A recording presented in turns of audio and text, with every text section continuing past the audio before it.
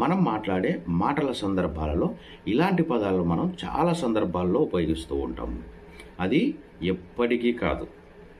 అలా కాదు, తప్పక ఇవ్వాలి, వారు రాళ్ళు విసిరారు, ఇలాంటి పదాలను మనం ఇంగ్లీష్లో ఏ విధంగా చెప్పాలి? అది ఎప్పటికీ కాదు. Never get it.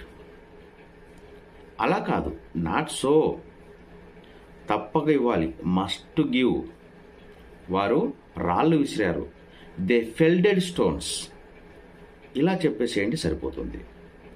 ఇంకా మీరు ఎవరైనా సరే మన Nihali spoken English 110 books pack తీసుకుని వారు ఉన్నట్లయితే వెంటనే Nihali spoken English 110 books pack తీసేసుకొని కొత్త బ్యాచ్ స్టార్ట్ అయింది. ఈ బ్యాచ్లో అందరూ జాయిన్ అవ్వండి.